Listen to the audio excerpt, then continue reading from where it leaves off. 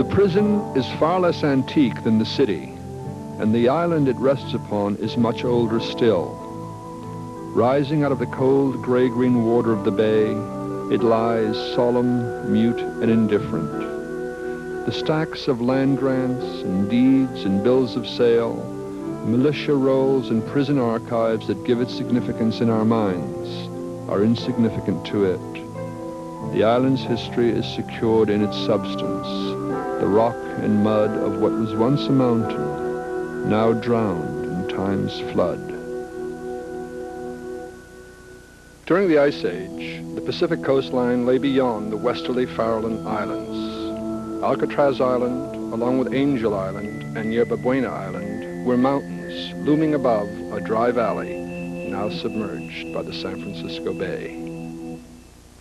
The ancient sandstone peak that is Alcatraz reigned over a fertile land where mammoth, bison, and horses grazed near forests of conifers. It is even possible that prehistoric man may have lived on the valley floor before the sea inundated it. When the great global ice cover began to melt, the oceans rose and spilled through a gap in the coastal range, flooding the valley. Native American groups, now known as the Coastal Miwok and the Costanoans, may have arrived as early as 10,000 years ago. Living as hunters, gatherers, and fishermen alongside the bay, their legends tell how the valley was deluged when a mighty earthquake admitted the ocean. Tides eventually carved the Sacramento River Gap into the Golden Gate and drowned the mountains, their summits becoming islands where seabirds nested. Navigating the bay in Thule canoes made of bound reeds, the villagers gathered bird eggs as edible delicacies, but they never lived on Alcatraz. There is evidence that these early people considered it a barren, forlorn place harboring evil spirits.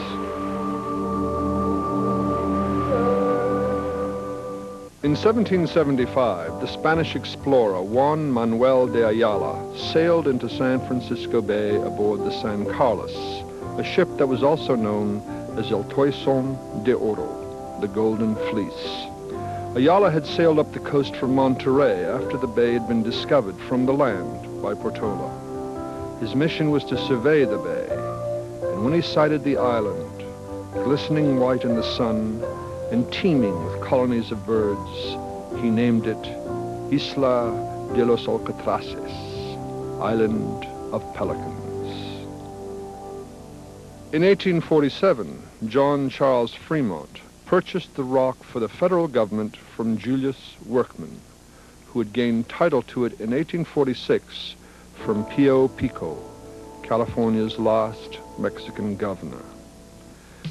In 1853, the Army started building the first fortifications on the island. Between 1854 and 1859, the island's rocky shoreline was blasted into platforms for massive cast-iron cannon. The fortress was manned in 1860 and became part of the first permanent U.S. fortifications on the Pacific coast. San Francisco was now the principal American harbor on the Pacific. Commanding the entrance to the Golden Gate, Alcatraz was an excellent site for seacoast defenses. The outbreak of civil war in the East in 1861 brought new and hasty additions to the island. The original plans for the fort called for 53 cannon, but as the war spread and the importance of defending San Francisco Bay increased, platforms for 155 cannons were installed, altering the island's time and ocean-scarred face. The fort loomed above the sea, a symbol of military might and a stern reminder that California was in Union hands.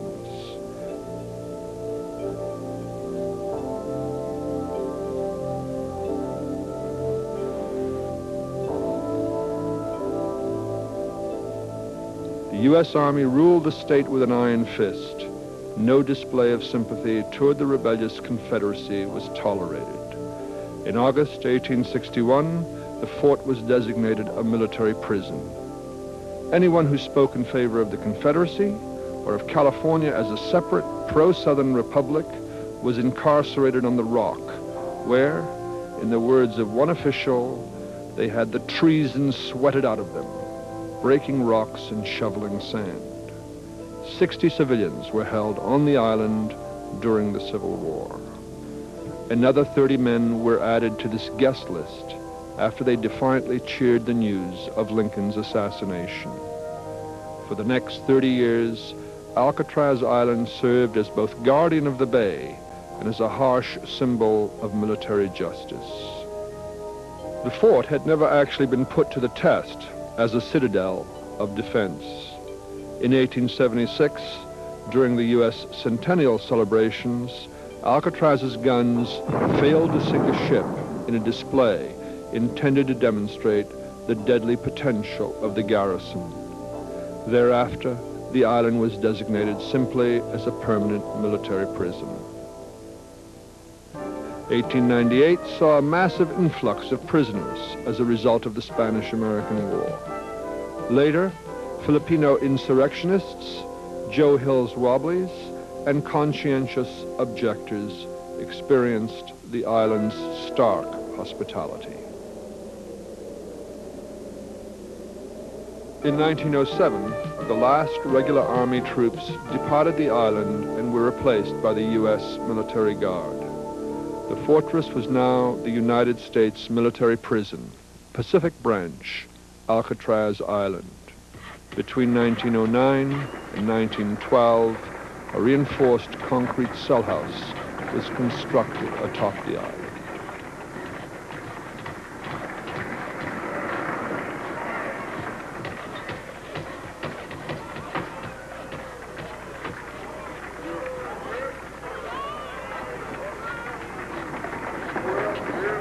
Over the next 2 decades, opposition to the presence of the prison began to surface, both within the military ranks and amongst San Franciscans. In 1920, Winthrop D. Lane, writing in Survey magazine, stated that the island is a death house for the hopes and ambition of many whose mistakes or misconduct have sent them there.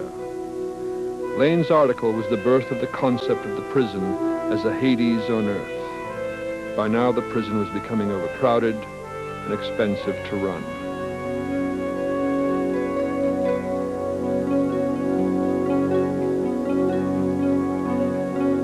When a prisoner successfully escaped from the Rock in 1923, San Francisco Chronicle reporter John L. Considine described Alcatraz as Uncle Sam's Devil's Island. In 1933, the Army closed the prison and transferred the facility over to the newly created Federal Bureau of Prisons. On July 1st, 1934, the United States Penitentiary Alcatraz was formally opened under the administration of Warden James A. Johnston. Johnston had previously been warden at Folsom and San Quentin state prisons.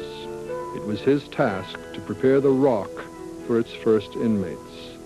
A government web of secrecy surrounded the penitentiary and its inmates, immediately guaranteeing a media spotlight on Alcatraz.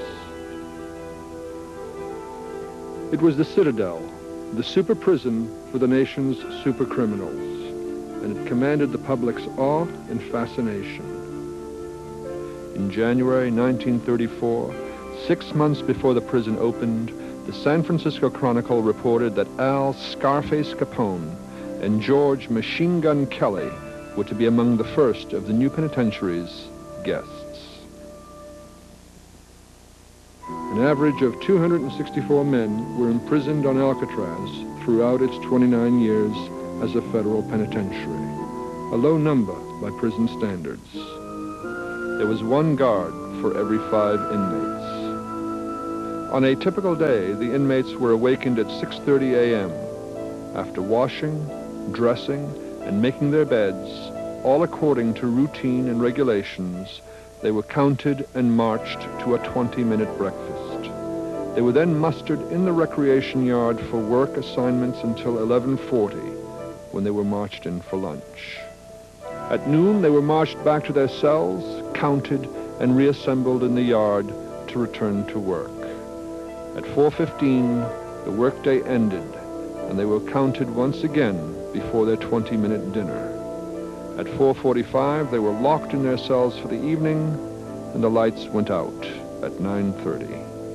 This went on day in and day out, in an endless cycle of routine, the monotonous repetition of which became torture enough for many. The notoriety of its inmates focused the media and the nation's attention on the island. Lurid tales trickled out and were picked up and embellished by a press eager to tantalize its readers.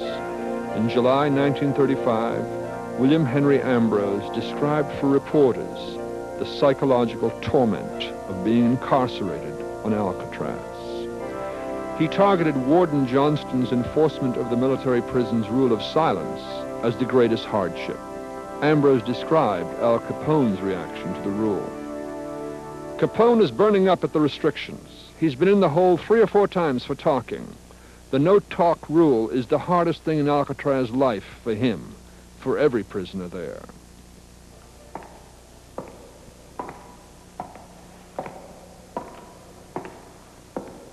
There was still another side to life on the Rock. For the wives and children of the prison staff, life on the island was not radically different from that of the city. A small and obscure community flourished in the newly built apartments and residences around the prison. For these people, the Rock was a home, a place both ordinary and unique.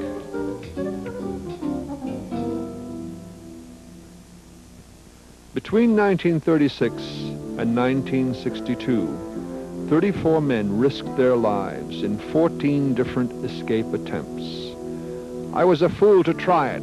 I'm shot all to hell," said Arthur Doc Barker, gunned down by prison guards in 1939. In May 1946, Bernard Paul Coy, Marvin F. Hubbard, Myron Thompson, Sam Shockley, Joseph Kretzer, and Clarence Carnes overpowered several guards. The inmates took over the cell house for 2 days in a siege that became known as the Battle of Alcatraz. Hundreds crowded the bay shore to watch as U.S. Marines bombarded the cell house with rifle grenades. By the time the cell house was recaptured, 2 guards and 3 inmates were dead.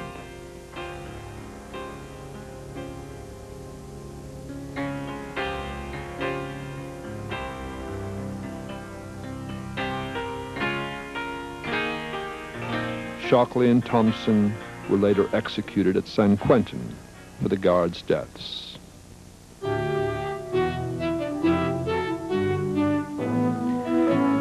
Escape attempts, assaults, prison murders, and trials kept the papers full of Alcatraz news. Popular media added to the island's mystique. Hollywood produced 7 motion pictures about Alcatraz, including Alcatraz Island, Birdman of Alcatraz, King of Alcatraz, Alcatraz Express, and Escape from Alcatraz. The Birdman of Alcatraz, starring Burt Lancaster, is a depiction of the prison life of Robert Stroud. Ironically, Stroud was never allowed to keep birds on Alcatraz. Regarded as incorrigible and dangerous, he spent 17 years in solitary confinement in D Block and died at age 72. Escape from Alcatraz is largely based on an escape attempt in 1962 which brought both public and administrative attention to the island prison's deteriorating condition. On July 11, Frank Lee Morris and brothers John and Clarence Anglin chipped through the concrete walls of their cells, an extremely well-conceived escape. It involved considerable forethought. Here is Clarence Anglin's request to transfer to a more strategically located cell. Magazines explaining life preserver and air pump design were found among the escapees' belongings.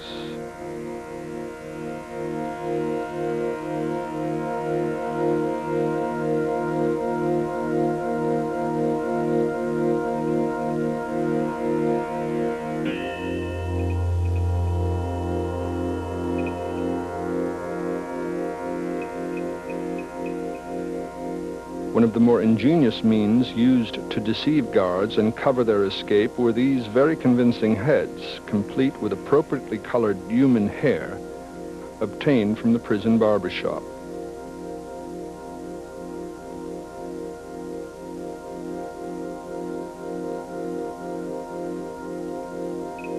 Sculpting tools included book repair paste and razor blades. The prisoners quietly chipped a hole in the rear of each cell with a variety of scavenged tools.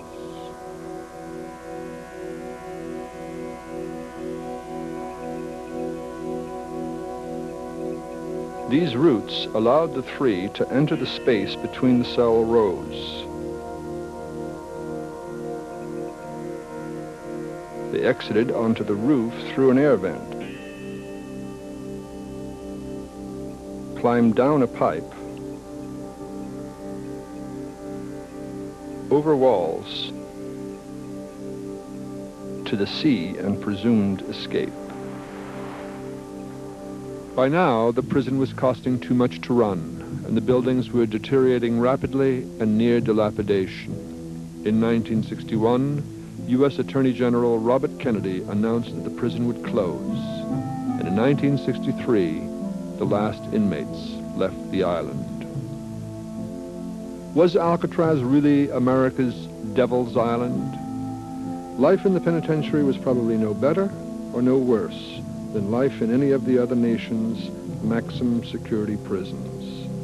A rigid set of regulations were enforced, but they were not capricious, and those that served no constructive purpose, such as Warden Johnston's no talking rule, were dispensed with.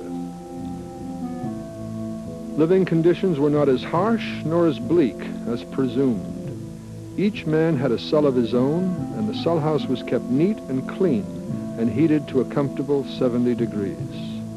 After 1948, each cell was equipped with a headset to tune into radio programs.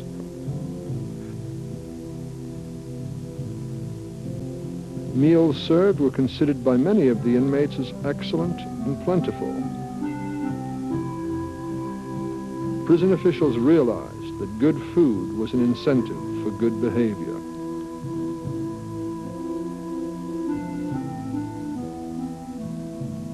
Punishments included a loss of good time, which could be applied toward a reduced sentence, loss of privileges, or segregated incarceration. These punishments were only enforced after an inmate went before a review board.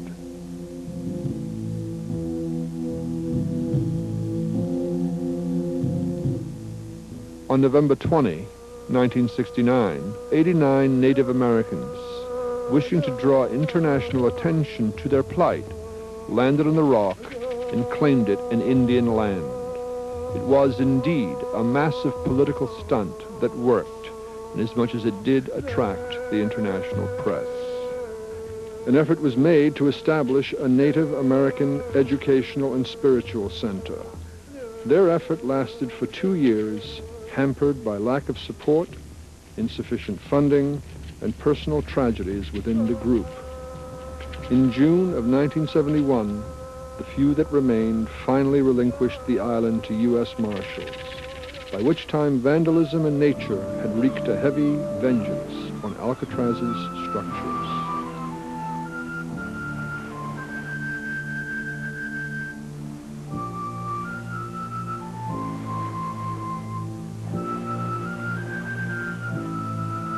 Wrecking crews were sent out to demolish the crumbling walls that housed only tortured memories and the shadows of lost souls. And once again, public attention was turned on the island. In a strange about-face, the citizenry of San Francisco now wanted the remnants of Alcatraz preserved. And on October 12, 1972, the rock became part of the Golden Gate National Recreation Area. Today, hundreds of tourists from all over the world come to the island. Why do they come?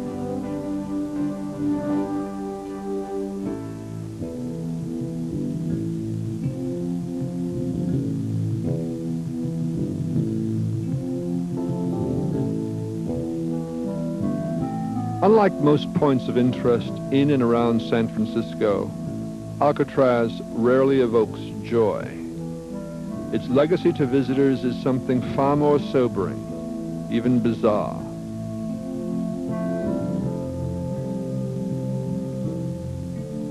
It isn't simply that one or another dangerous criminal was imprisoned here, nor seldom the nature of their crimes, or even whether or not the treatment administered was deserved. What is often discussed on the boat ride back to the city is the dreadful fact of imprisonment.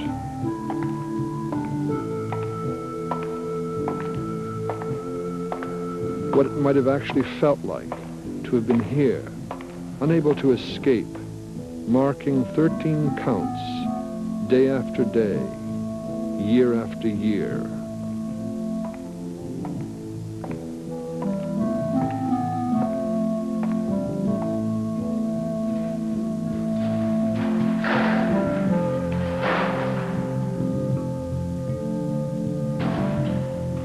It does make one reflect upon freedom itself, the value of even the simplest moments and the simplest choices.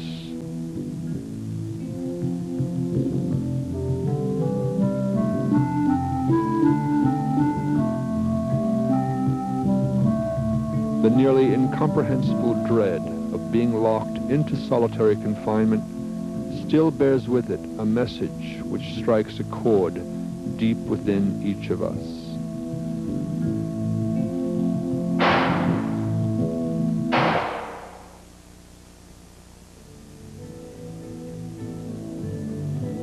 The relentless action of fog, wind, and sea have taken a heavy toll on the man-made structures here.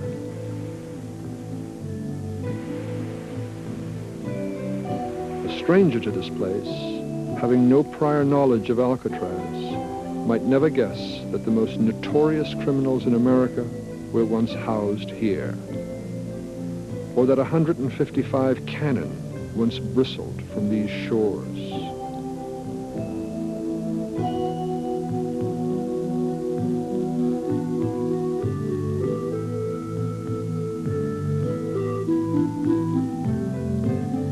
There are now at least 13 species of birds that nest on the island.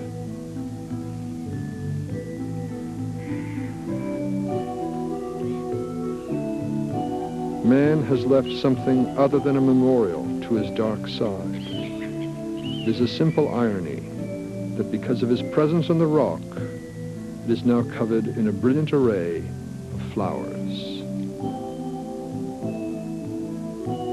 The Alcatraz Lighthouse remains an important aid to navigation. Today, its light and fog signals herald perhaps a new beginning and a new role for San Francisco's infamous Drowned Mountain.